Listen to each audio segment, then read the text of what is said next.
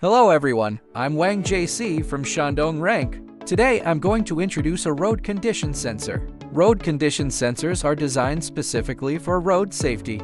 It can monitor the slipperiness and icing status of the road surface in real time. Improve driving safety. It can be integrated into existing weather stations or installed on buildings near the road with unobstructed views. The equipment adopts remote sensing non-contact installation. No need to damage the road surface, and it will not disrupt normal traffic. The entire installation process is safe and convenient, with minimal maintenance required afterward. It is an important component of the road meteorological monitoring system.